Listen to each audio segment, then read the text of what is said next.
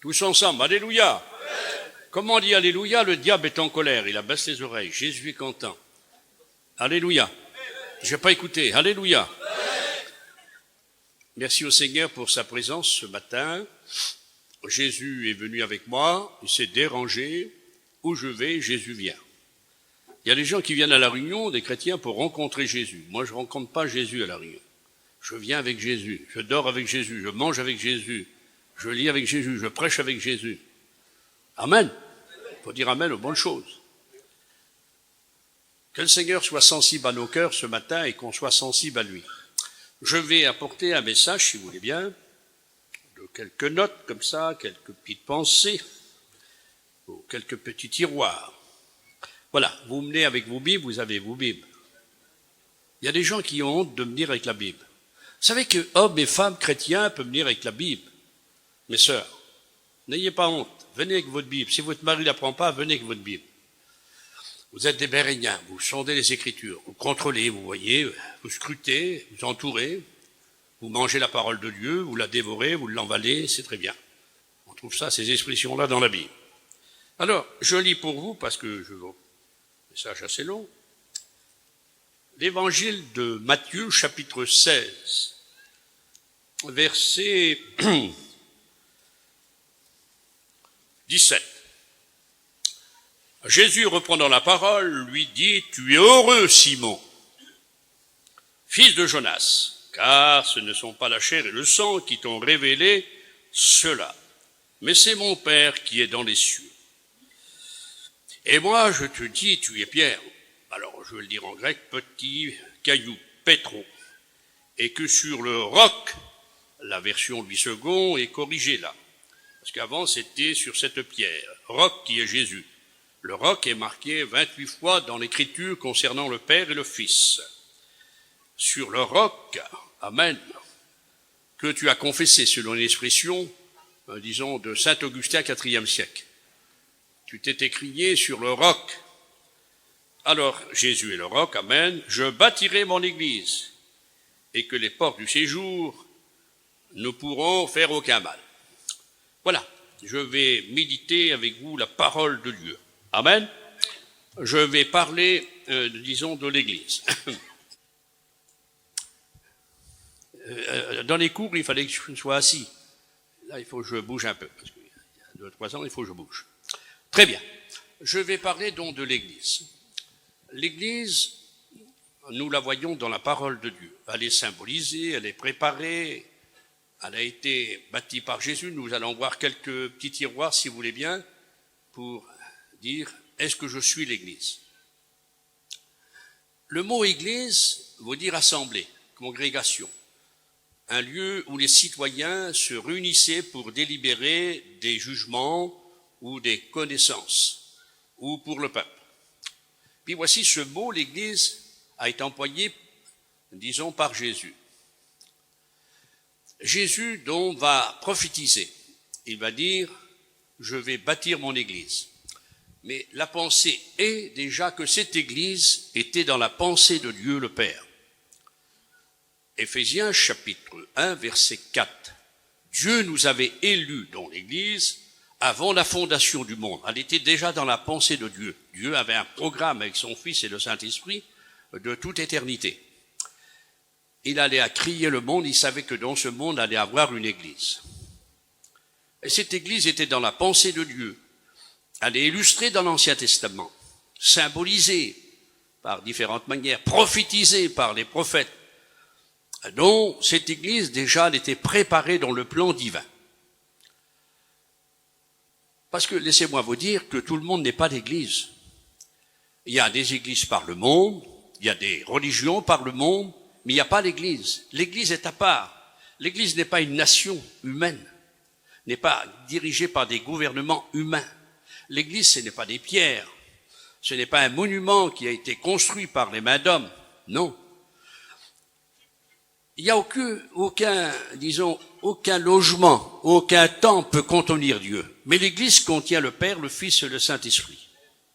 Vous imaginez un petit peu, les cieux peuvent contenir Dieu. Et voilà, il est écrit dans l'évangile de Jean, chapitre 14, verset 23, Jésus dit, moi et mon Père, nous mènerons chez lui. Imaginez-vous être habité par le Père, le Fils et l'Esprit Saint. Concernant l'Esprit Saint, c'est Jean chapitre 14, verset 17. Le monde ne connaît pas l'Esprit de Dieu. Il ne peut pas le recevoir. Prédicateur, toi candidat au ministère, étudiant, ne prêche pas tout de suite pour le monde le baptême du Saint-Esprit. Prêche le Christ. Compris? Présente le Christ qui sauve. Le Saint-Esprit n'habite pas le monde. Bien sûr qu'il est le maître, mais il habite les chrétiens. Et Jésus dit, le Saint-Esprit sera avec vous et en vous. Donc cette église, préparée par Dieu, il fallait qu'elle soit bâtie. Et Jésus prophétise, ce texte est employé pour la première fois dans l'évangile de Matthieu, qu'on vient de lire, je bâtirai mon église. Il présente cette église qu'il allait bâtir. Mais cette église qu'il va bâtir, elle est symbolisée, et je vous ai dit dans l'Ancien Testament. Avant que Jésus va à la croix, il avait présenté l'église comme des brebis dans les paraboles du Seigneur. Il avait présenté comme les serments qui portent du fruit. Vous avez bien compris. L'église est présentée, typifiée et aussi par les apôtres, comme un athlète, comme un coureur, comme une maison. L'église a des comparés à bien des sujets spirituels. Donc cette église, Jésus, lui, va la bâtir.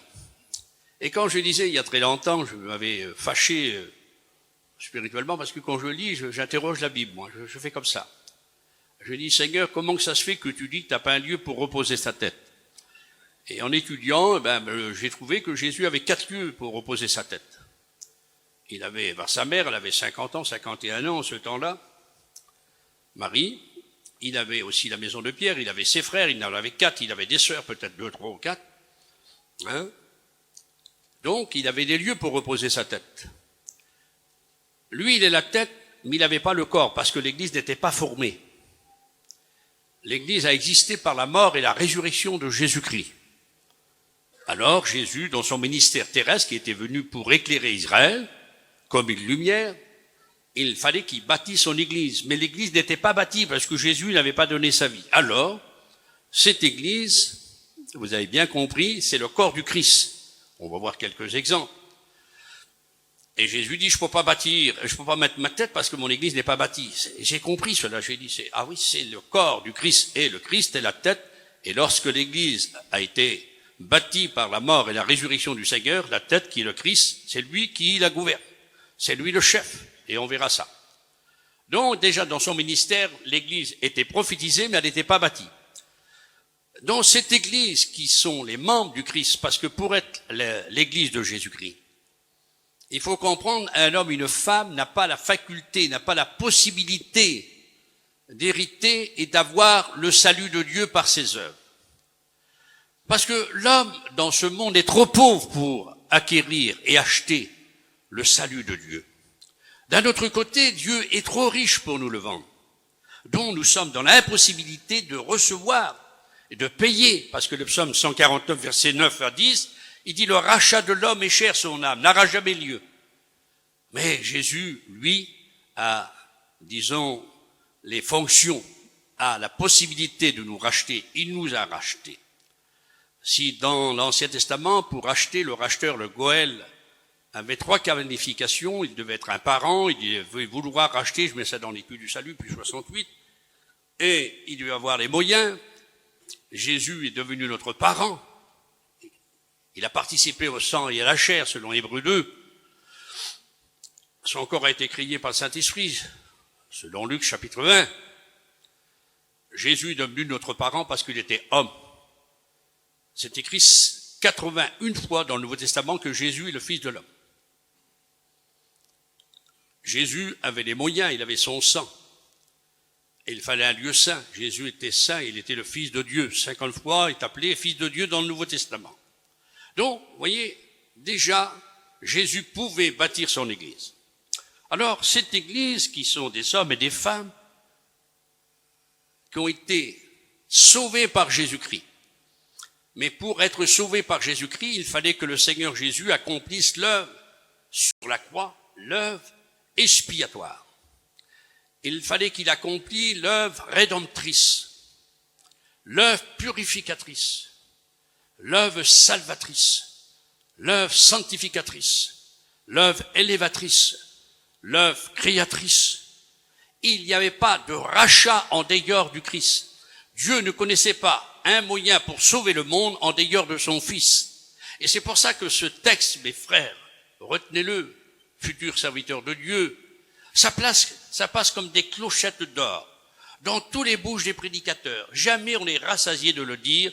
Jean 3,16, Dieu a tant aimé le monde. Il a donné son Fils.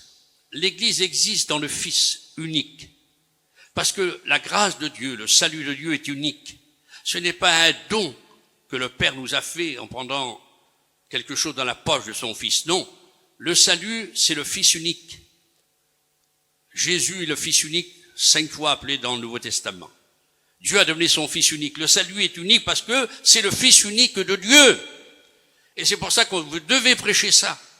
En dehors du Fils unique, il n'y a pas de salut. Je vous le dis devant Dieu, personne n'ira au ciel en dehors de Jésus-Christ. Aucun pécheur sera pardonné en dehors du sang de Jésus. Dieu le Père peut pardonner les péchés, le Saint-Esprit peut pardonner les péchés. Ils ne feront pas, c'est le sang de Jésus qui nous purifie. Le Père a donné son Fils, Jésus a donné son sang pour le salut du monde et le Saint-Esprit convainc le monde. Les 3 personnes sont là. Si vous touchez une des 3 personnes, vous ne pouvez pas venir au salut. Et vous ne pouvez pas prêcher le salut. Mais en dehors de Jésus-Christ, personne n'ira au ciel. Il nous faut Jésus-Christ. Et on a accepté Jésus-Christ dans sa mort et sa résurrection. Les 2 colonnes du salut, pour que l'Église soit fondée, bâtie, construite, il a fallu la mort et la résurrection de Jésus-Christ. Et c'est pour ça que l'apôtre Paul disait, je veux savoir rien d'autre chose que Jésus-Christ crucifié. Notre message à nous, c'est le Christ. Ton message à toi, c'est le Christ. C'est la mort du Christ et c'est sa résurrection. Alors pour certains mouvements et certaines sectes pernicieuses, que j'ai fait le cours il y a très longtemps, il admettait la mort du Christ mais pas sa résurrection. Les témoins de Jéhovah, par exemple, qui sont plus de 6 millions, disons par le monde, 250 000 en France, eux, ils disent que le Christ est mort, mais il n'est pas ressuscité, son corps est resté dans la tombe. Mais c'est la prédication qui est à côté. S'il n'y a pas de résurrection, il n'y a pas de salut. Il n'y a pas d'église existante. Vous avez bien compris, nous sommes des imposteurs. La Bible serait moins qu'un roman, et les curés du Moyen-Âge avaient raison de la brûler. Mais la Bible nous présente le Nouveau Testament, la mort du Christ et sa résurrection, les 2 colonnes par lesquelles nous avons été sauvés. Et nous vivons la mort du Christ, nous vivons la résurrection du Seigneur. Et c'est pour ça que l'Église existe, l'Église, depuis 2000 ans. Et l'Église n'est pas un monument, l'Église est un mouvement. Elle est dans l'action parce qu'elle a un état. L'état, c'est la sainteté, on le verra dans quelques points. Alors, laissez-moi vous dire, devant la parole de Dieu, que cette Église bâtie par Jésus, elle est magnifique. Amen. Elle est belle. L'Église est comme Jésus, elle ne vieillit pas. L'Église ne meurt pas. L'Église ne change pas. Les religions changent, les modes, le monde change. C'est vrai, les civilisations, jadis, ils étaient florissantes. Aujourd'hui, il reste que des ruines. Les 7 merveilles du monde. Mais l'Église est toujours la même. Et de tous les temps, depuis 2000 ans que l'Église existe, chaque prédicateur se parfum de la parole de Dieu. Il prêchait l'Église vivant de Jésus-Christ. Jésus vient. Amen. L'Église n'est ni antique ni moderne, mes amis. L'Église est éternelle, elle est comme le Christ. On dit Amen. Je ne sais pas écouter, on dit Amen. Amen. Vous savez que Amen, je vous ai appris, ça veut dire, non pas un mot, c'est une personne. Apocalypse chapitre 3, verset 14. Voici ce que dit l'Amen, il s'appelle Jésus. Comme tu dis Amen, tu dis Jésus. Tu prononces sa personne. Tu mets le cachet. Alors il ne faut pas dire Amen à toute chose. Il faut être biblique. Compris? Bon, cette Église, bâtie par la mort et la résurrection de Jésus, cette Église, elle a un Père. C'est Dieu. Savez-vous qu'il y a Dieu le Père? J'apportais à un homme qui nous a quittés il y a bien longtemps. Il disait, mais pour lui, le Père, le Fils, le Saint-Esprit, c'était comme l'eau. L'eau, la neige et la glace. La glace fond, hop, c'est l'eau. Il n'y avait pas trois personnes. La Bible déclare, il y a trois personnes. Il y a Dieu le Père, c'est une personne. Jésus, son Fils, c'est une autre. Et le Saint-Esprit, encore une autre. Il y a un ordre établi dans la divinité. Alors, l'Église a un Père, c'est Dieu. Et Jésus nous l'a appris. Vous savez pourquoi? Parce que Jésus a dit 38 fois dans les évangiles, il a dit mon Père. Si Jésus a dit mon Père 38 fois, imaginez-vous que moi, je suis Jésus. Je sais que j'ai un Père. Et savez-vous que Dieu n'est pas le Père de tous les hommes? Dieu est le Père des croyants, le Père de l'Église. Il faut dire Amen. Et pourtant le monde, il y a 6,669 millions par la terre. Mais Dieu n'est pas leur Père, il est leur Créateur. Mais à nous, il est notre Créateur et notre Père. Jésus, Seigneur, quelle beauté, il nous a appris.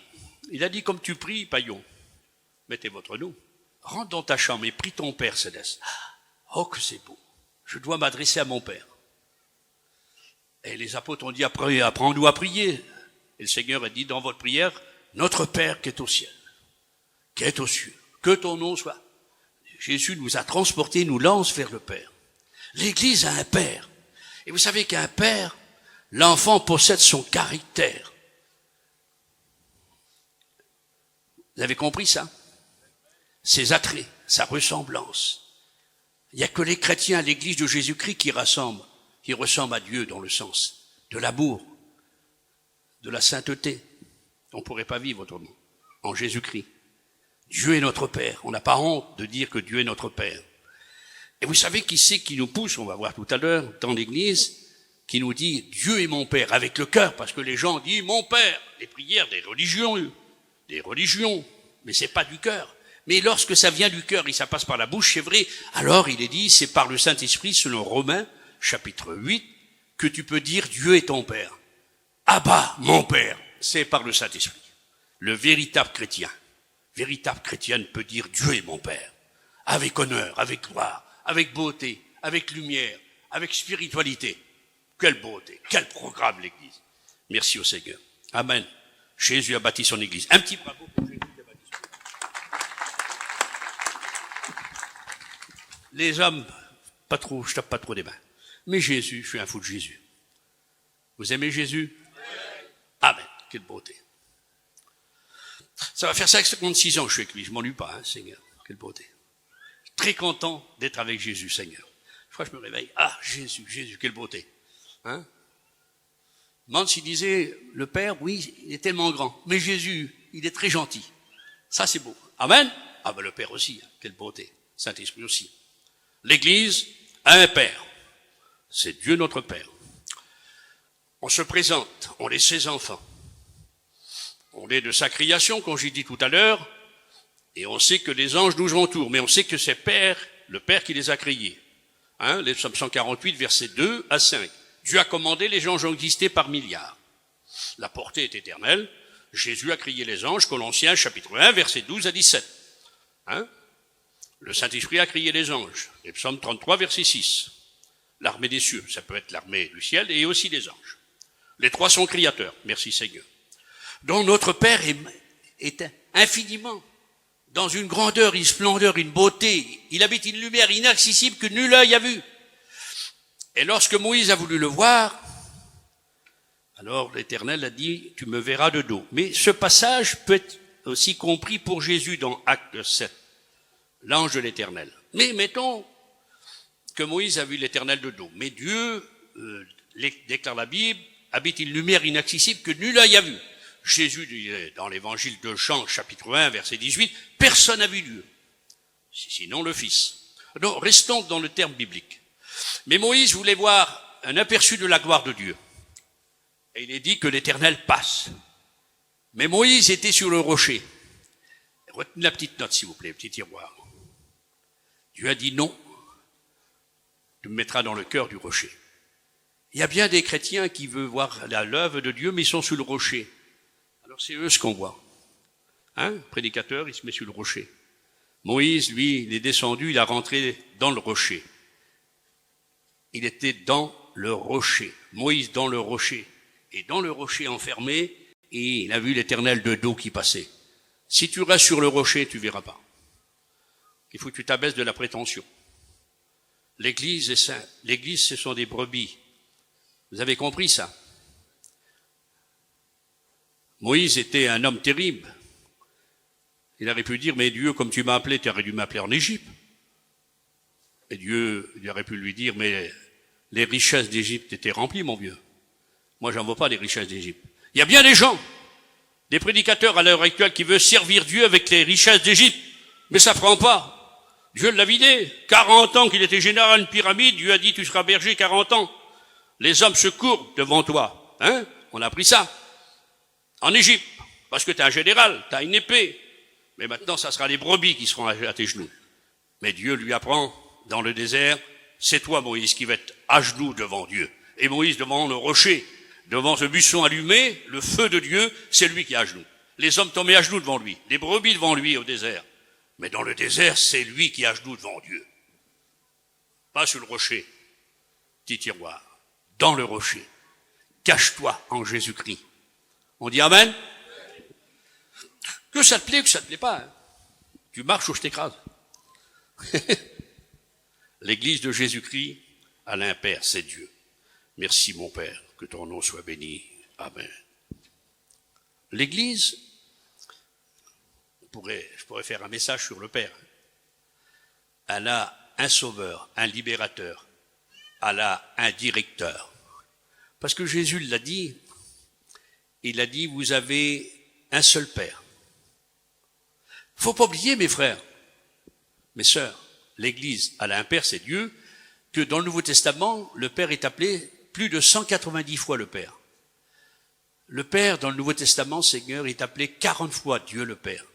Si la Bible mentionne 6 temps, parce que j'ai contrôlé, j'ai passé une partie de ma vie, je suis forcé d'admettre que c'est beau, Seigneur.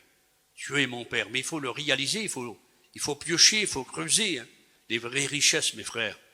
Vous, l'Église de Jésus-Christ, c'est pas la surface, l'or et le pétrole, hein. Faut creuser. Pour creuser, il faut la pioche et la pelle. Compris, les gars? Hein? Amen?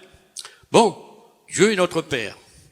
Mais Jésus-Christ est aussi, il l'a dit, vous avez un seul Père qui est Dieu, il y a un seul directeur, et tous les hommes sont frères.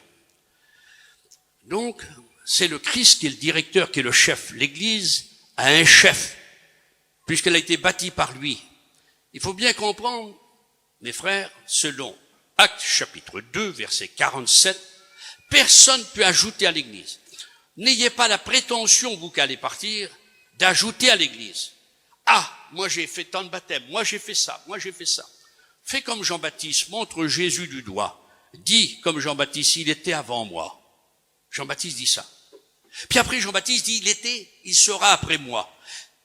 Comme tu viens, tu présentes Jésus, le chef. Comme tu t'en vas, tu laisses Jésus. T'as bien compris. Efface-toi. Hein? Tu t'effaces comme un nuage. Et le soleil paraîtra. Sinon, si tu restes le nuage, le soleil va pas briller sur les gens. Alors, il est avant nous, il est après nous. Et Jean-Baptiste savait présenter Jésus. Alors, Jésus, c'est le chef. C'est lui qui ajoute à l'Église. C'est lui qui l'a bâti. Matthieu 16, 18. C'est lui qui ajoute à l'Église ceux qui sont sauvés. Aucun homme au monde peut ajouter à l'Église. Il n'y a pas un homme, une religion, un enseignement qui peut ajouter un homme à l'Église. C'est Jésus-Christ. C'est lui qui ajoute à l'Église ceux qui sont sauvés. Puisque c'est lui qui l'a bâti. Et c'est lui le chef. Et Dieu est le Père. Alors, si Jésus est le chef, je dois comprendre que l'Église est dirigée par Jésus-Christ. Puisque j'ai dit tout à l'heure, il est la tête. Et vous savez, de la tête, mes frères, le corps respire. De la tête, le corps y boit. De la tête, le corps y pense. Parce que les pensées, tout passe par la tête, la nourriture, l'eau, la respiration. Hein? Tu peux opérer un bras, tu peux couper un bras, une jambe, mais couper la tête, voilà, c'est inutile. Hein? La tête, c'est le Christ. Et la stratégie de Satan, il est présenté comme un lion. On l'a vu ensemble, vous savez, pour Satan, il apparaît comme le serpent, il apparaît comme le crocodile, il apparaît comme un oiseau. Hein? Jésus le dit, il apparaît comme un loup, il disperse, il égorge, mais le lion, lui, il a une stratégie d'attaque, il tombe sur sa proie, et sa première chose, c'est de briser la nuque. Il veut retirer la tête du corps de sa victime. Hop, et une fois qu'il l'a fait, il mange les entrailles. La chose, le plan stratégique de Satan, le Satanus, le Diabolus, comme tu veux, hein, il est vaincu, Jésus l'a vaincu. Amen. Un petit bravo pour Jésus. Vaincu Satan.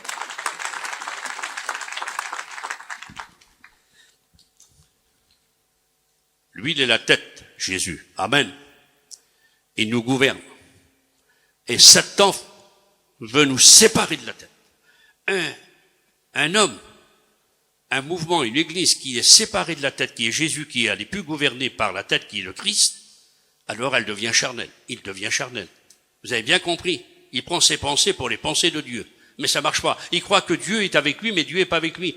Les parents, le père adoptif de Jésus et sa mère, ils croyaient que Jésus était avec eux. Pendant 3 jours, mais il n'était pas avec eux. Samson croyait que Dieu était avec lui, mais Dieu s'avait retiré. Il y a bien des gens qui croient que Dieu est avec eux dans l'affaire. Mais Dieu n'est pas avec eux. Il faut savoir. Il faut rester. Il faut avoir la tête. Je suis le corps, je serai jamais la tête, c'est le Christ. Ne l'oublions jamais, mes frères. Dans la papeteté, il y a eu 266 papes. Et au IVe siècle, il y en a un qui s'est présenté, il a dit, Léon le Grand, c'est moi qui est le représentant du Christ, comme Pierre. Je suis le Christ sur la terre. L'affabilité du pape. Vous avez ça dans votre étude. Laissez-moi vous dire que l'homme est trop petit. Jamais Jésus donnera sa gloire et sa place à un autre. Il est la tête du corps de l'Église. C'est lui qui nous gouverne. On dit Amen. C'est lui. On vit par lui, on respire par lui, on est nourri par lui. On dit Amen. Avec un petit peu d'effort, Seigneur, et de force et de courage, de lumière, depuis que 57 ans que la mission existe, un petit peu plus, on garde la tête qui est Jésus-Christ. Et tant que nous vivrons, les anciens, on tâchera de vous faire gouverner par la tête, par Jésus-Christ. Vous avez compris ça? Ne touchons jamais Jésus. Jésus, c'est le directeur, le chef de l'Église. L'Église a un chef, c'est le Christ. Je peux te dire un mot, moi, mais s'il n'est pas doctrinal, tu n'es pas forcé de m'écouter. Que ce soit Jimmy, que ce soit Barlow, que ce soit les Tarzans, les autres. Mais si on dit Jésus a dit, tu m'excuses, Jésus, je fais pas le poids devant Jésus. Il est la tête. On dit Amen. Alors, Jésus, c'est le chef de l'Église. L'Église a un Père, l'Église a un Sauveur, merci Seigneur. Lorsque tu rends témoignage, tu présentes Jésus. Lorsque tu prêches, tu présentes Jésus. Tu vas pas dire je suis sauvé par tes mérites, par tes œuvres, je sais pas, mais pour être l'Église de Jésus-Christ, il faut que tu présentes Jésus-Christ. Une Église qui met Jésus dans l'ombre, une Église qui laisse du Jésus debout dans la barque. Il faut faire comme Pierre, il faut faire assis Jésus. Et lorsque Jésus s'est assis dans la barque de Pierre, il a enseigné la foule. Lorsque Jésus était assis dans la barque, il a dit à Pierre, jette du côté droit et fais la pêche. Pierre a obéi, les poissons ont obéi. Comme on obéit à Jésus, qu'il est assis dans notre vie, il est le maître. Quelqu'un qui est assis, il règne. Vous avez compris, un roi ne va pas se mettre debout devant toi. Jésus est assis, c'est le maître. Il y a trop de chrétiens, trop de serviteurs qui laissent Jésus debout. Il serait bon de comprendre, c'est nous, les serviteurs. C'est nous, les petites brebis. Et c'est lui, le divin berger. C'est lui qui a construit, qui a bâti son église au péril de sa mort, de sa vie. C'est lui qui ajoute à l'église. C'est lui qui a fait de nous l'église. Et il vit en nous, avec Dieu son Père. On dit Amen. Dites Amen aux bonnes choses. Donc, Jésus le premier, et jamais le dernier. Que son nom soit béni. Amen. L'église aussi, elle a un consolateur. Et j'aimerais attirer votre attention. Les mouvements au l'homme qui a la prétention, Seigneur, de retirer soit Jésus, parce qu'à l'heure actuelle, ça marche comme ça. Si vous prenez l'islam, qui a commencé en 600 de notre ère, 632 exactement, ils sont 1,5 milliard. Eux, il n'y a pas Jésus. Ils parlent 28 fois de Jésus, mais il n'est pas le Fils de Dieu. Il a remplacé le salut par Jésus-Christ par les 5 piliers de l'islam. Hein? Eux, il y a Allah, mais Allah n'est pas Dieu. Ah non. Parce que dans le Coran a 114 chapitres, il a 6226 versets. Le Coran présente 10 chapitres des sourates. Allah déclare, Dieu n'a pas de fils. Allah est unique. Ne dites pas qu'Allah a un fils, c'est un blasphème. Je vous le défends. M'excuse Allah. Au 3e siècle, tu étais Ola. Tu étais le dieu lune. Tu t'es marié avec la déesse soleil, selon la légende.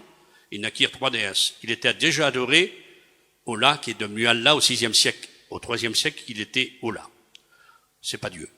Parce que Bordével dit dans la parole de Dieu, il présente son fils au baptême, à Jean-Baptiste. Elle dit, tu es mon fils. Ah, que c'est beau, Seigneur. Il s'adresse à son fils, tu es mon fils bien-aimé. Dieu le Père parle à son fils. Puis après, il le présente à Jean-Baptiste. Il dit, voici mon fils. Puis après, il le présente dans Matthieu 17, à 3 apôtres. Il dit, voici mon fils avec un commandement. Écoutez-le. Ce commandement est pour chacun d'entre nous. Depuis 2000 ans, l'Église de Jésus-Christ, voici mon fils, écoutez-le. Nous devons l'écouter. Dieu a dit, il faut écouter son fils. Est-ce que nous sommes prêts à écouter son fils? La Vierge que j'honore, que j'adore pas, mais que j'honore, la mère de Jésus, Seigneur, quelle femme choisie, c'est elle qui a allaité Jésus, c'est elle qui l'a élevé, Seigneur, quelle beauté. Moi, ça me touche, C'est elle qui est la première témoin de la naissance de son fils. C'est elle qui a été avertie que Jésus allait venir sur la terre. Elle a été choisie. Luc chapitre 1. Merci Seigneur. Eh ben, elle a dit, elle, au mariage, Jean 2, faites tout ça qui vous dira. Dieu le Père dit, écoutez-le. Elle dit, faites tout ça qui vous dira. Alors imaginez-vous, je ne veux pas désobéir. Jésus, l'Église, elle a un chef, il s'appelle Jésus. L'Église, elle a un Père, c'est Dieu. L'Église, elle a un chef, c'est Jésus-Christ. Mais maintenant, l'Église, on la présente sur un 3e point, elle a un consolateur. Alors, il y a des gens qui prennent Jésus seul. Je vous ai dit tout à l'heure, Dieu seul. D'un autre côté, il y a des gens qui prennent Jésus seul. Alors, les Jésus seuls, ils se font rebaptiser pour être baptisés au nom de Jésus. Petit tiroir. Jésus sur la montagne, Matthieu 28, versets 18 à 19, il dit, baptisez-le au nom du Père, du Fils, du Saint-Esprit. Il applique les 3 noms. Et au nom du Père, et au nom du Fils, et au nom du Saint-Esprit. Enseignez-leur. Cette parole de Jésus dite aux oreilles des apôtres sur la montagne en Galilée après la résurrection, c'est pas l'ascension, c'est pas Marc 16, Il n'y a que 3 livres qui parlent de l'ascension, c'est Luc 24, c'est, vous avez bien compris, Actes des apôtres chapitre 1, l'ascension, et c'est Marc 16. Mais Matthieu n'a pas l'ascension. Alors, Jésus dit, baptisez-les. Et cette parole de Jésus, elle est dite, Matthieu la met 30 ans après par écrit. Il faut être baptisé au nom du Père, du Fils, du Saint-Esprit. Au milieu, on ne peut pas baptiser au nom de Jésus. Donc le baptême au nom de Jésus ne prend pas. Donc la mission évangélique, vie, lumière, nous baptisons au nom du Père, du Fils, du Saint-Esprit. On reste biblique. Ce que Jésus a dit avant l'ascension, ce que Matthieu a mis par écrit 30 ans après l'ascension, c'était les mêmes mots. Baptisé au nom du Père, du Fils, du Saint-Esprit. On ne bougera pas. On ne changera pas. Vous avez compris? Aucune parcelle de l'erreur sera donnée dans la mission vie-lumière.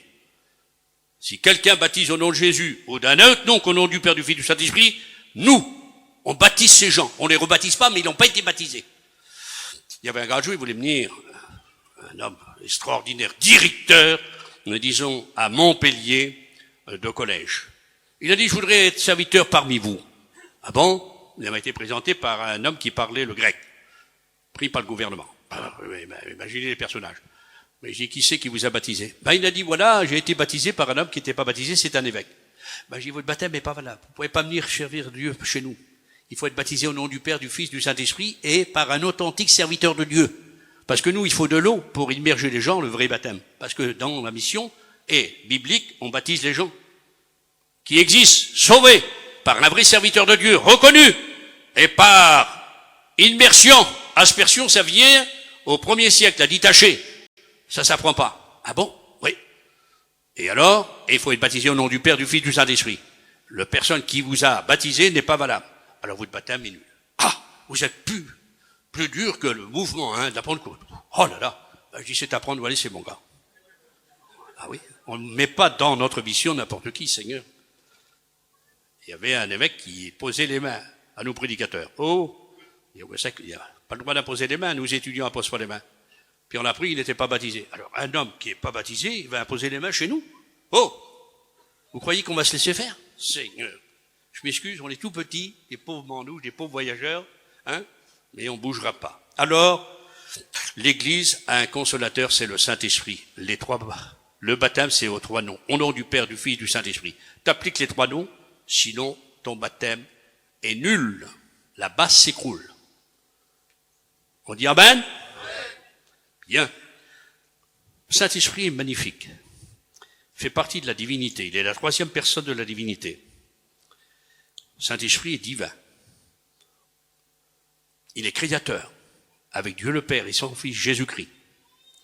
Il est créateur des anges, créateur de l'univers, créateur de l'homme. Texte à l'appui, vous le connaissez. Saint-Esprit est créateur. Saint-Esprit omniscient, omniprésent, omnipotent, il connaît tout, il est partout. Quel personnage! Alors, vous prenez les témoins de Jéhovah, ils disent que c'est une énergie, un vent. Dans le Coran, on parle rarement, il n'y a pas. Je crois qu'il y a un passage qui parle du Saint-Esprit, mais nul. Il y a des gens qui donnent à Toronto la place. Ils retirent le Père, ils retirent le Fils, ils mettent le Saint-Esprit. Mais le Saint-Esprit, il ne marche pas. Ça marche avec le Père, le Fils et l'Esprit.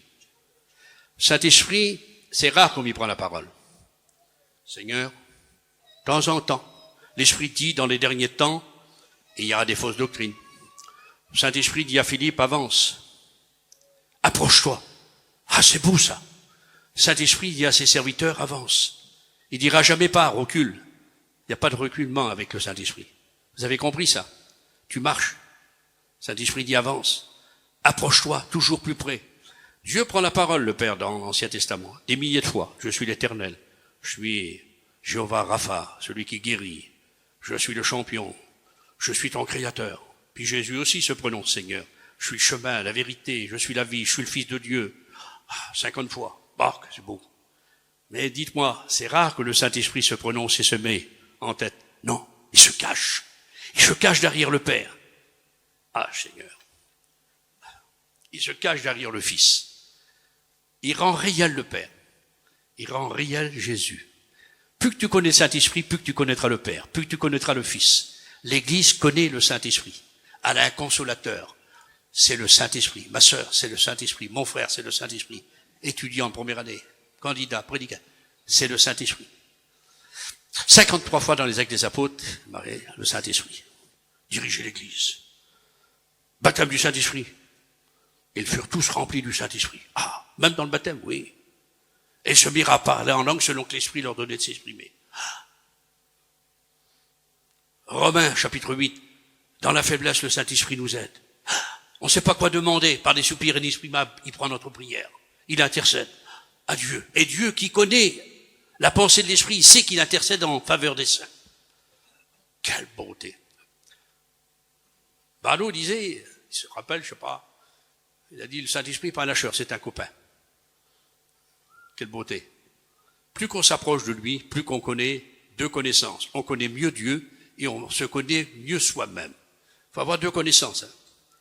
La vie éternelle, Jean 17, 3, c'est connaître Dieu et Jésus-Christ. Le Saint-Esprit nous fait connaître Dieu. 1 Corinthiens, chapitre 2, versets 8 à 10. Personne ne connaît les choses de Dieu si ce n'est pas par le Saint-Esprit. L'homme animal, l'homme charnel ne peut comprendre les choses de Dieu. C'est le Saint-Esprit qui nous fait comprendre les choses de Dieu. Il nous donne des connaissances. Mais Jésus l'a dit dans l'évangile de Jean, le Saint-Esprit vous rappellera.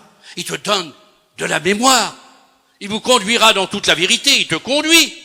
Ah, Jésus. Alors, regardez l'image avec le Saint-Esprit dans l'église. Le Saint-Esprit sur nous. Il nous a convaincus.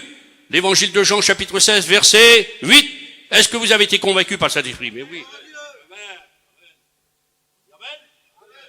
Levez les mains, les gars. Amen. Saint-Esprit est venu en nous, oui ou non? Jean chapitre 14, verset 17, il sera en vous. Il est en nous. Le Saint-Esprit avec nous. Communion intime. On dit amen. Le Saint-Esprit autour de nous. Une protection. Vous dites amen? On entoure les villes, on entoure les maisons. Le Saint-Esprit entoure l'église. Protection. Le Saint-Esprit devant nous. Ah, direction. Vous ne pouvez pas trouver mieux. Il vous conduira dans toute la vérité, a dit le Christ. Le Saint-Esprit au-dessus de nous. Au-dessus de nous, au-dessus de l'église, oui. Actes des Apôtres, chapitre 13, verset 5. Saint-Esprit dit, mettez-moi Paul et Barnabas pour l'œuvre que j'ai appelée. Paul et Barnabas envoyés par le Saint-Esprit. Saint-Esprit au-dessus de nous, il nous commande. Sois intime avec le Saint-Esprit, Seigneur. Mets-le au programme de ta vie. Saint-Esprit nous remplit. 2 Timothée, chapitre 1, verset 7. Il nous remplit de 3 grands points. Ah, merci Seigneur. Je manque d'amour, paillon. Saint-Esprit rempli d'amour. Je manque de sagesse. Saint-Esprit me remplit de sagesse, c'est écrit. Il me remplit de force. Qui veut être rempli d'amour? Qui veut être rempli de sagesse? Rempli de force. Hein? Fortifie-moi et prends courage qu'il est. Amen. Seigneur, qui c'est qui veut le fortifiant ce matin? Fortifiant, c'est le Saint-Esprit. Fortifié par lui. L'église est fortifiée par le Saint-Esprit. Amen. Dites amen. Dans le Saint-Esprit au-dessus de nous, il nous commande. Devant nous, il nous dirige. Autour de nous, il nous protège. En nous, il dit qu'on est enfant de Dieu. Ah, Seigneur Jésus, il ne peut pas trouver mieux. L'église a un consolateur, c'est le Saint-Esprit. Le Saint-Esprit est en dessous de nous. Ah bon, je voudrais bien savoir là. Actes chapitre 8. Il est dit que Philippe, un ange l'a appelé. Allez, descends dans le désert qui est de Gaza. Tu passes la plaine de Gaza, 40 km, 6 km de large. Là, c'est les Arabes qui y vivent, hein, palestiniens. Dangereux. Il s'en va là-bas, il voit l'eunuque. Allez, il lui fait comprendre Jésus-Christ, et l'eunuque, lui qui avait changé de religion, il avait une religion, il était béni de Candace. Il va à Jérusalem, il achète la loi, il paye, hein. Il change de religion. Pas satisfait. Troisième, il tombe dans la bonne religion, relié, il repart avec le Christ. Quelle beauté! Il a fondé l'église copte, lui, qu'elle existe encore aujourd'hui, en Éthiopie. Alors, comme il est venu chez lui, il était noir, l'Éthiopien, hein. Je suis blanc. Mais nous, t'es toujours noir. T'es comme nous. Oui, mais vous n'avez pas regardé mon cœur. Mon cœur est blanc. Jésus-Christ m'a sauvé. Ah bon? Alors, je viens à la petite note, le petit tiroir. Philippe le baptise, il s'en va, mais Philippe veut rentrer chez lui, il n'a plus rien. Pas de vélo, pas d'auto, 40 km, c'est long. Et il est dit que l'Esprit de Dieu enlève un peu. Dans d'autres versions, parce que j'ai 25 versions. Alors il y en a un qui me suit, c'est le fils d'Isaïe, là, d'où qu'il est. Pas haut. Il s'achète des versions. Des fois, c'est plus explicatif. Ah oui, ça change pas le texte. Attends, vous avez un petit texte de l'apôtre Paul, qui est un grand texte, pour l'église toujours, hein. On est sur l'église. Il dit, réveille-toi d'entre les morts, et le cri Jésus t'éclairera. Quelle beauté. Dans une autre version, un petit peu plus explicative, réveille-toi d'entre les morts, le cri Jésus t'éclairera, touche le Christ, et le Christ te touchera. Ah, j'aime mieux ça, moi, hein, j'amplifie. Hein? Qui voudrait toucher le Christ ce matin? Par la foi, par la prière. Le Christ te touchera. Comme tu fais l'évangélisation, qui veut toucher le Christ malade?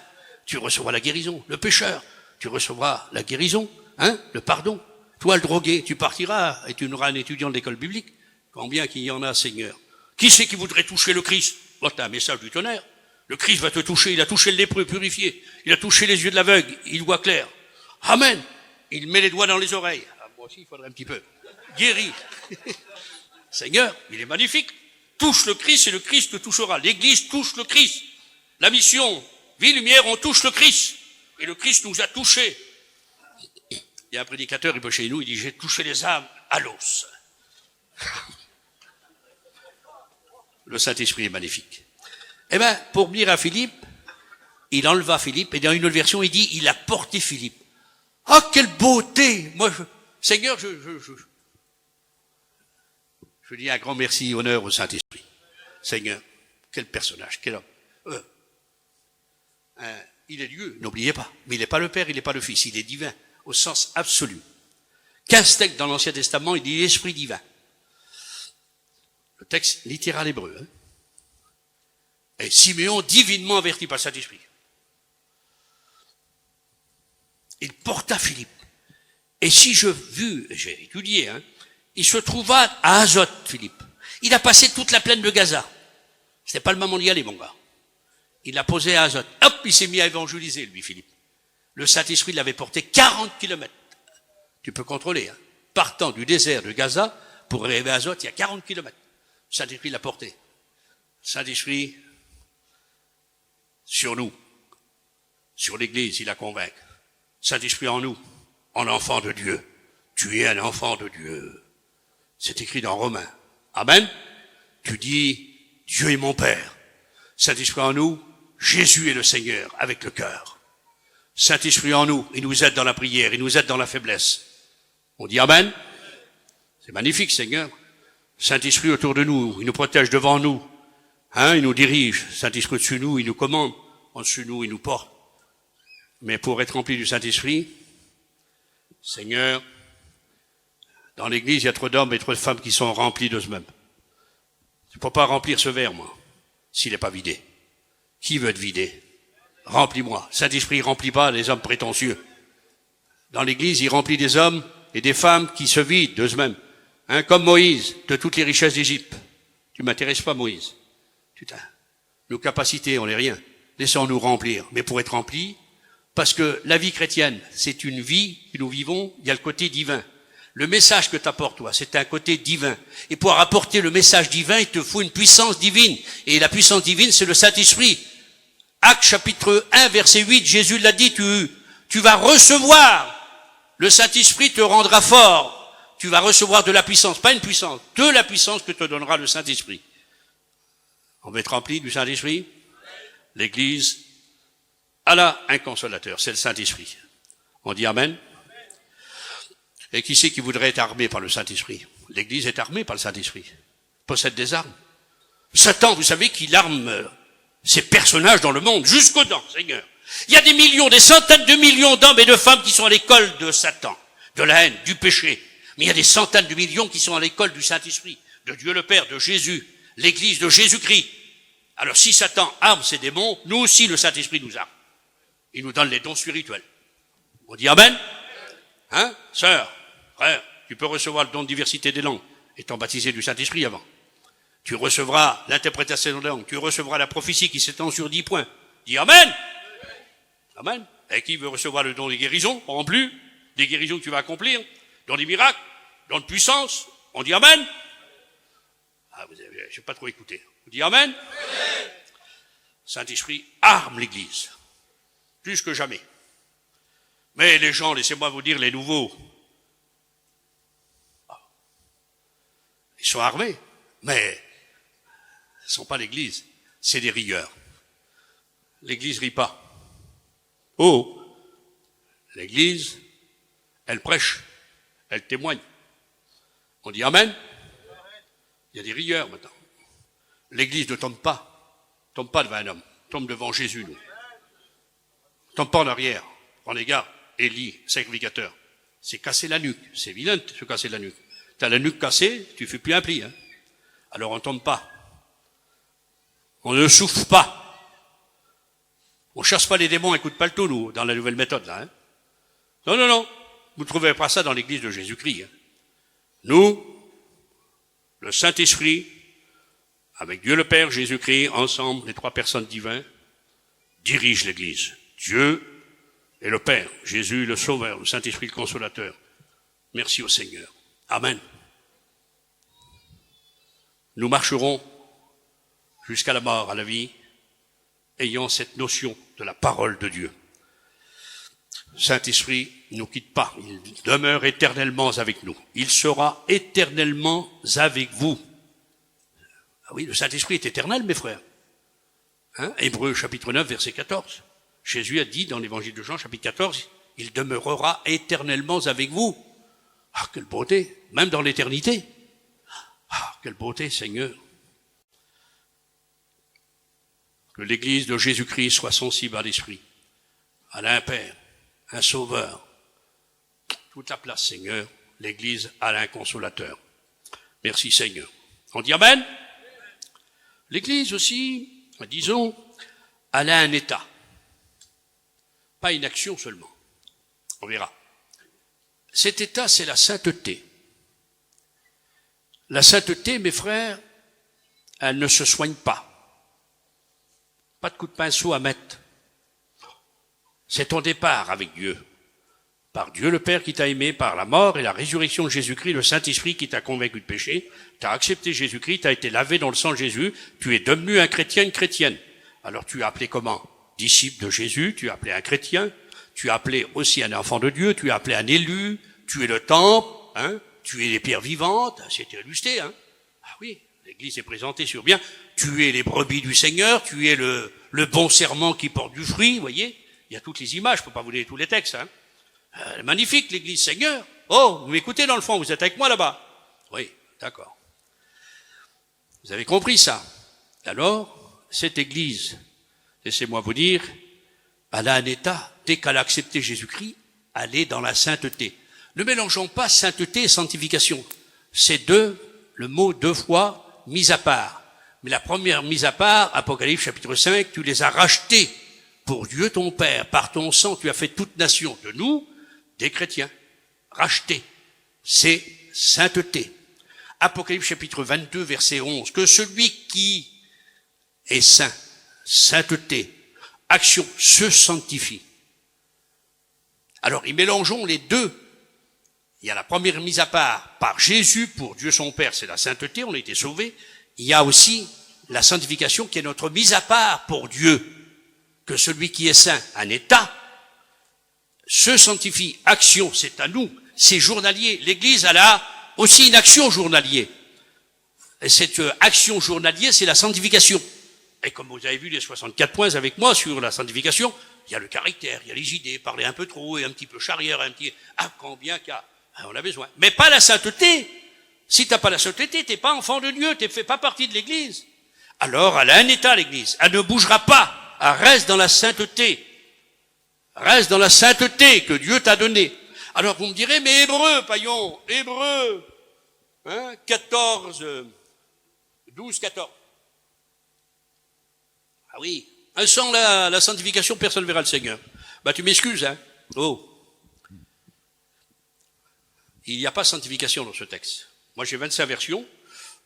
Nègre, son Jean, il y a très longtemps, il nous a donné une Bible. À l'Évangile, elle a 500 ans. 500 ans, 300 ans, j'en ai chez moi. Eh ben, tu trouves, c'est sainteté. Reste dans la sainteté, sinon tu ne verras pas le Seigneur. Si c'est la sanctification, mes petits, on est tous perdus. Parce que moi, je manque de sanctification. Aucun homme ici, aucune femme, il peut dire qu'il est dans le corps parfait. L'apôtre Paul dit, c'est plus moi qui vis, c'est le Christ, dans l'âme. Mais dans le corps, il dit, j'ai pas atteint la perfection. Alors, j'ai posé la question à Paul, moi. Je dis, là, t'es parfait, et là, t'es pas parfait. Il m'a répondu, dans le corps, je suis pas parfait, j'attends la résurrection. Que mon corps soit au diapason de mon âme. C'est ça que l'Église attend, depuis 2000 ans. Ah bon. Et dans le corps, je branche. Besoin de sanctification. Mais dans Hébreux, qui dit, chapitre 12, verset 14, sans la sanctification, personne ne voit le Seigneur. Donc, je manque de sanctification. Je vois pas le Seigneur, je suis perdu. Mais c'est la sainteté. La sainteté, c'est Dieu le Père, c'est Jésus, c'est le Saint-Esprit, c'est ta vie chrétienne. T'as compris? C'est ton salut. Tu es l'Église par la sainteté. Et ça, t'es sauvé, t'es sauvé. C'est déterminé, c'est un état. Alors l'Église a un état. On est saint. Et on reste saint. On dit Amen. Heureux les saints. On dit Amen. Mais maintenant, l'Église, elle a une action journalière. Et je me corrige. Je crie un petit peu avec ma femme. J'ai un peu toujours raison. Hein? Non, mais pour les sœurs, habits déplacés, caractère un petit peu violent, hein? Chacun voit midi à sa porte. Action. Merci Seigneur. Le Saint-Esprit nous aide, la parole de Dieu nous corrige. Dieu nous donne 6 points pour nous corriger. Il nous donne l'Église. Ah, Amen. Il nous donne sa parole. Sanctifie-les par ta parole. Amen. Il nous donne les frères. Hein? Il nous donne la prière. Ah oui, parce que dans la prière, on est exaucé. Tu pries, ton enfant a de la fièvre, il est guéri. Hop, tu dis, Seigneur, je ferai plus ça pour toi. Ah, il y a les dons. Mon enfant, je te connais, dit le Seigneur. Je ferai plus ça. Tac, tu laisses. Hein? Il y a les ministères. Il donne 6 grands points, le Seigneur. Ah oui. Les ministres, ils reprennent, ils censurent, ils corrigent. Et il dit non, tu mets pas la main dans le plat là. Pas digne. Tu fumes. Ça marche pas dans ta vie. Tu vis dans le manchon, je te donne pas le Sainte-Seine, moi. Le prédicateur a toute autorité pour dire non. Devant le péché pratiqué. Compris? Avec tes faibles, tu pries. Et ça n'empêche que tu vas prier aussi avec ceux qui ont besoin. Il y a l'équilibre. L'Église, elle est équilibrée. Maintenant, je dis, pour revenir à cette petite note, dont l'Église, elle a un état, sainteté, elle a une action, sanctification, jusqu'à ce que le Seigneur vienne. Mais l'Église, elle a des bergers.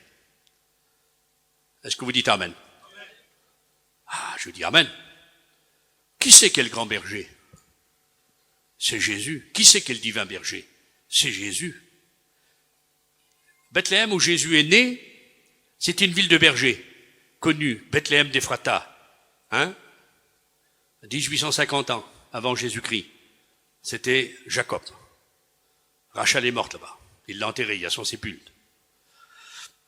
Et il y avait David qui était berger, Boaz, la marune, qui était berger.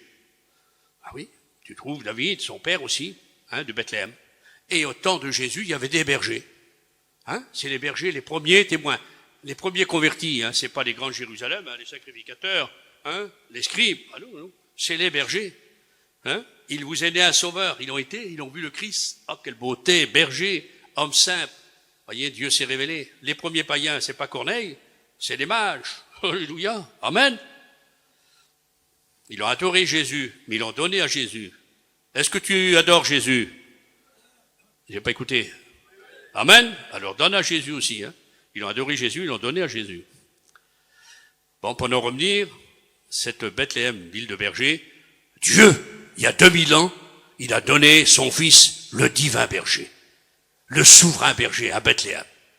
Amen. Ville de berger, Dieu donne son berger. Il vient du ciel. C'est Jésus-Christ. Il a fondé, il a bâti son église par sa mort et résurrection. On dit Amen. Et cette église, laissez-moi vous dire, elle a aussi, Dieu a institué des bons bergers. Alors, il y a Jésus le divin berger, le grand berger, le souverain, qui va apparaître bientôt, dit Pierre. Et aussi, tu as le mercenaire. Alors ça, c'est dans les religions, il n'y a pas de mercenaire parmi nous. Alors le mercenaire, c'est un trouillard, un foussard, un peureux, un gigoto. Il voit le loup, il a la trouille, il a les chocottes, il s'enfuit. Et le loup disperse, égorge les brebis. Mais le bon berger combat. Et le Seigneur a institué dans l'Église des bergers. C'est vous. Serviteurs de Dieu. Dites Amen aux bonnes choses quand même. Ils sont durs. Lève là les bergers, Seigneur. Jimmy, c'est un gros berger. Valo aussi, un gros berger, Seigneur. Nenel aussi, Zinda. Berger, Seigneur. Les frères, tous les bergers. Et voilà, on est des bergers du Seigneur. On est les bergers des brebis du Seigneur. Mais on fait comme le psaume 23. David était un grand berger. Mais ce grand berger dit, Éternel, mon berger. Un berger qu'il a un berger au-dessus de lui. Oui, mes frères, nous sommes des bergers, mais il y a un berger au-dessus de nous. C'est Jésus-Christ. Amen. Lui, il est le divin. Il a institué parmi nous des bergers. T'es pas un berger du boucher, qui emmène les brebis, Non, toi, t'es spirituel. Alors, t'as le droit de paître le troupeau du Seigneur, de les conduire dans l'alpage. Il te faut un bâton parce que des serpents, c'est dangereux. Tu montes la montagne. Tu nourris les brebis. Alors, ne fais pas comme Hérode, ou les percepteurs, de l'empereur, au temps de Jésus. Il disait, mes percepteurs écorchent mes brebis au lieu de les tondre. Toi, berger du Seigneur, de la première année, toi, candidat au ministère, n'écorche pas les brebis. T'as compris? Tond les brebis. T'as compris ça? Avec la parole de Dieu. Parce que comme tu tonds la laine, elle repousse. Si tu coupes la tête de la brebis, t'as plus de laine. On n'est pas appelé à couper la tête des brebis, ni à les écorcher, mais à les tondre. Voilà les bergers du Seigneur. Voilà les bergers dans notre mission. Voilà les bergers de l'Église. Véritables bergers. Dis-moi pas dans le monde qu'il y a des bergers. Hein? Le monde, ils n'ont pas Jésus le divin berger. Alors ils sont pas bergers. Hein? C'est des religions, des théories, des enseignements, c'est des choses. Mais nous, c'est Jésus-Christ. Amen. Véritable Église. Vite fait, l'Église, elle a un repas. Ah, quelle beauté. Ah, qui c'est le repas là? Est-ce qu'il y a du vin? De qui est le frère qui a préparé là? Les diacres là. Du vin? Et du pain? De la brioche? Non. De la grenadine? Je ne prends pas la Sainte Seigneur. Ça m'arrive un coup parce que je suis forcé dans un pays. Mais moi, je veux du rouston, du vin, du pain. Jésus a pris du vin, il a pris du pain. Alors, ne faites pas un drame pour la coupe, hein. C'est pas le conteneur qui compte, c'est le contenu. Du vin, d'accord, petit verre ou grand verre, on laisse nous. On fait pas de doctrine. Du pain, on dit amen. Ce qui est magnifique, Seigneur. Prenez la religion orthodoxe, 300 millions par le monde. Religion catholique, ils sont 1 milliard par le monde. En 900, le moine Le Pacha a dit que chaque parcelle de pain et de vin serait le corps du Christ. Discuté avec Grégoire VII au XIe siècle. Repris en XIIe siècle avec des théologiens parisiens. En 1439, ils ont retranché la coupe. En 1563, ils ont mis l'Eucharistie. Nous, 2000 ans après, les pauvres gitans, les bohémiens, les baraquins, la mission Vie-Lumière, nous avons du pain et du vin. Nous sommes des authentiques chrétiens. Un petit bravo.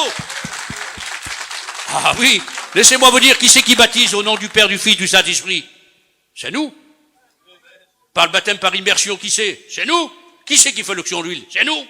Vous avez compris? Qui c'est qui donne de la Sainte Seine avec du pain et du vin? C'est nous. Qui c'est qui prêche que Jésus-Christ guérit? Jésus sauve. Jésus revient. Jésus baptise du Saint-Esprit. C'est nous. C'est l'Église de Jésus-Christ. On est la véritable Église. Ne doute pas. Le diable, il dit non, t'es à côté de tes... Non, t'es la véritable Église.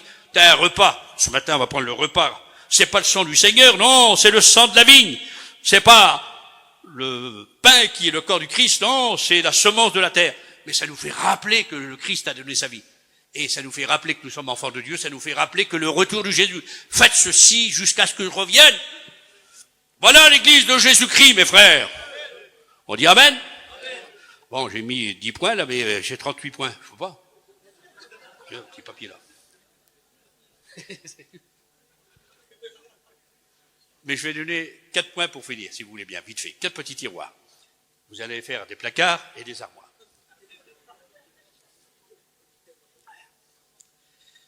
L'Église, nous, on est bientôt, Jésus va venir, hein.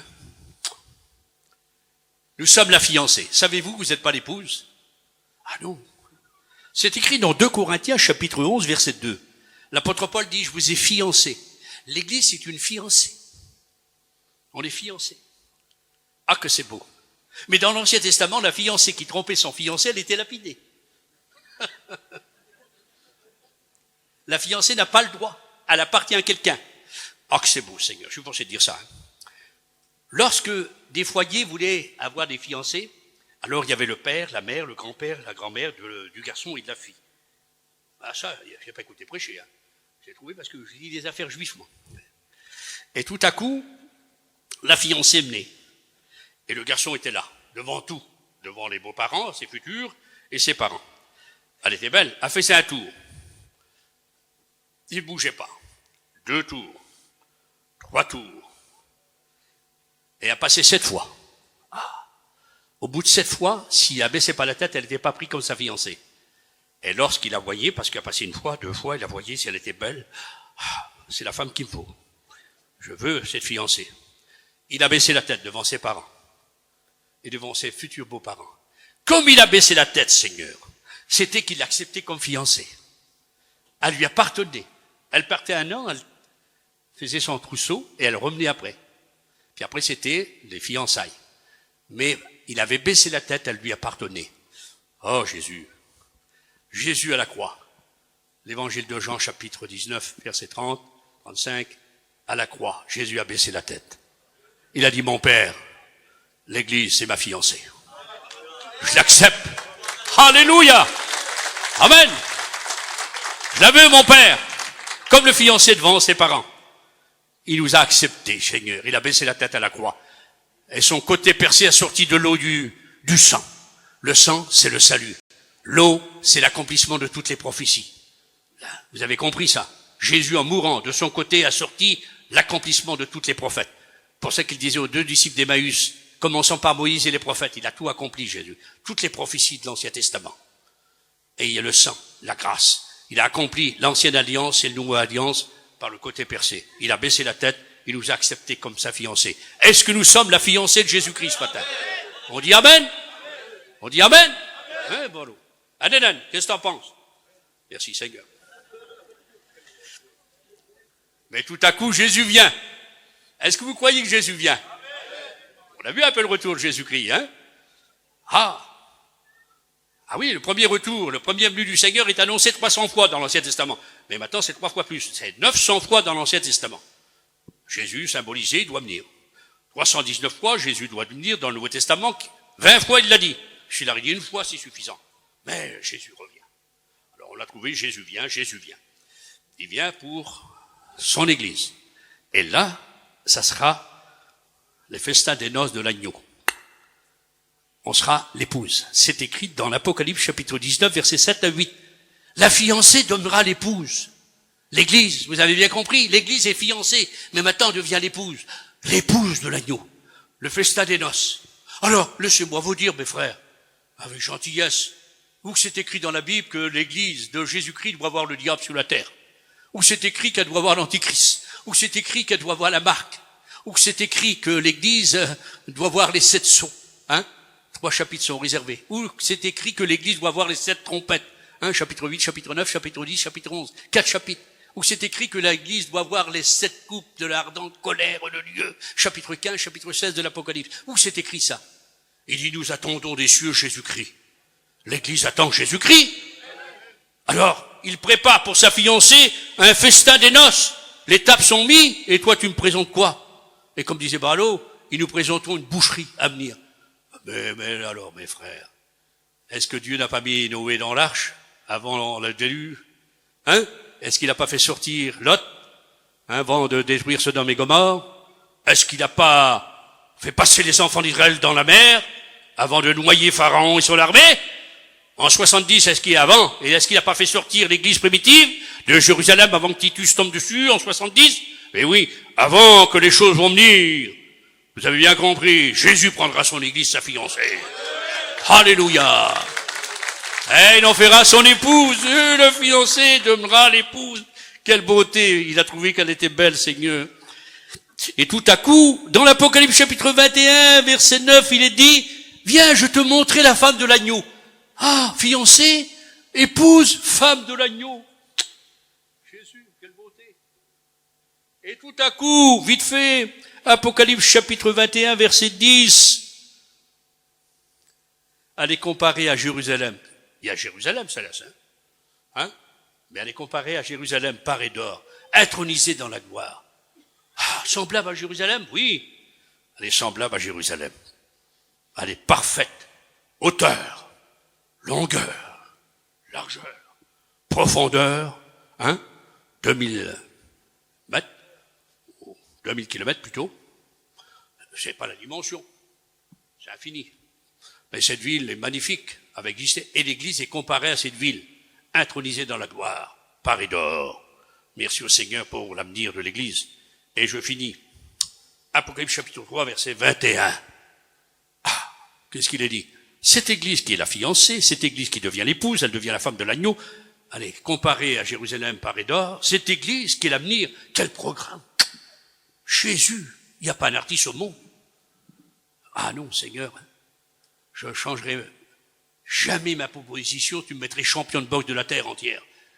Tous les sous-marins nucléaires à moi, tous les navires à moi, tous les usines à moi, je refuse, je dis non, pour changer ma position de petit chrétien. Je reste, parce que moi, mon avenir, il est écrit dans l'Apocalypse chapitre 3, verset 21, Jésus dit à celui qui vaincra, paillon, sera assis sur mon trône. Non mais, imaginez-vous quelle beauté, Seigneur.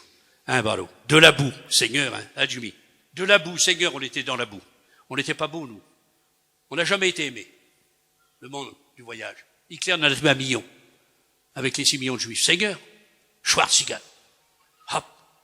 on est mal vus. On est nulle part, on est mal vus. On nous appelait les intouchables. Vous avez compris ça, on nous appelait aussi les bohémiens, les romanichels. Hein? On nous appelait aussi les diables en liberté. Ah oui, les intouchables, on a des noms. Les baraquins, tout ça que vous voulez. Mal vus par le monde. Mais Jésus-Christ nous a retirés de la boue. Il a fait de nous sa fiancée.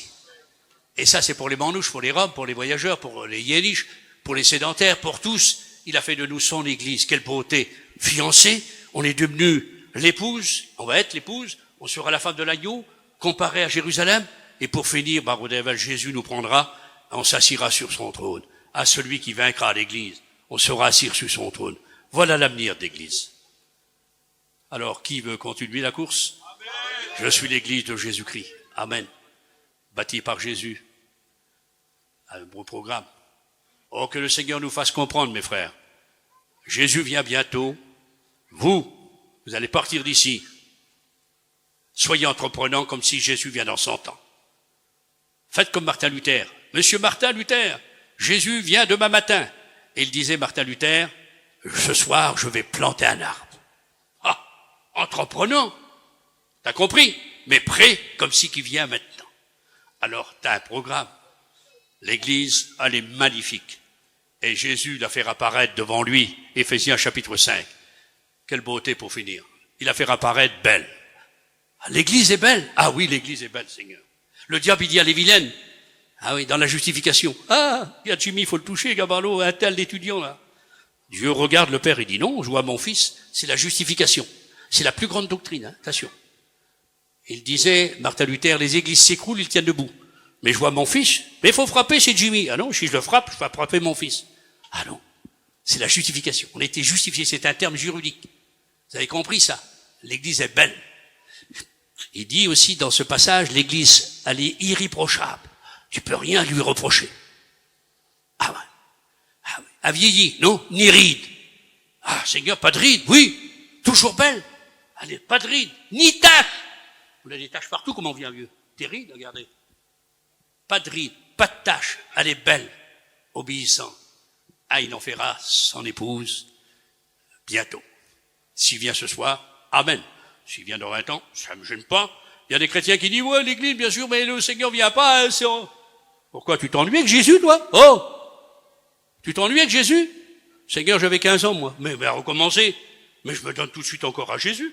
Mais je me donne encore à Jésus. Mais j'ai réussi ma vie. Tu peux avoir des réussites. Mais réussir ta vie, l'église, c'est Jésus-Christ. Réussir de ta vie, c'est Christ. Et avec le Seigneur, j'ai comblé ma vie. Je suis satisfait. Il n'y a rien ajouté devant le Seigneur. Devant Dieu qui m'est témoin. Je me mets à genoux. Ah oui. Avec le Christ, je suis. Ah, merci Seigneur. Je suis heureux, joyeux d'être l'église de Jésus-Christ. Je fais partie du corps, l'huile est la tête. Merci mon Seigneur, tu viens bientôt. On se met debout, puis on rend grâce à Dieu. Amen. Merci au Seigneur. Balo, tu veux prier? Viens. Allez. Combien nous bénissons ton nom, Père, parce qu'en effet, tu nous as tirés du néant de rien, et tu nous as, Seigneur, fait devant nous, placé une promesse glorieuse. Un jour, nous te verrons, et nous te verrons face à face, et nous serons transformés à ton image. Nous partagerons la gloire dans laquelle tu nous as promise. Merci parce que tu ne changes pas, tu demeures le même hier, aujourd'hui, éternellement.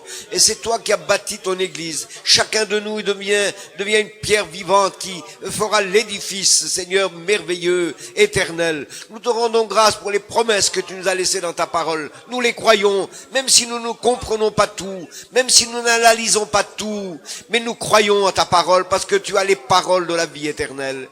Nous te remercions, Père, pour ta parole. Nous te louons pour ta parole. Nous te rendons grâce et nous voulons lever nos cœurs vers toi pour t'adorer. De ce que, Seigneur, nous ne méritions rien et pourtant tu nous as sauvés, tu nous as fait grâce, tu nous as accueillis, tu nous as lavés, tu nous as purifiés, tu nous as justifiés et maintenant tu nous as innocentés et maintenant tu as écrit nos noms dans le livre des cieux. bientôt nous te verrons. Combien nous tarde de te rencontrer bientôt. Mais nos cœurs sont à toi. Et si tu tardes encore un peu, eh bien, aide-nous. Bénis tous ces hommes. Bénis chacun de nous. Aide-nous, Seigneur, à œuvrer encore pour ton œuvre, à travailler encore dans ton église et à faire avancer ton règne. Oh, merci, Père, au nom de Jésus-Christ. Amen.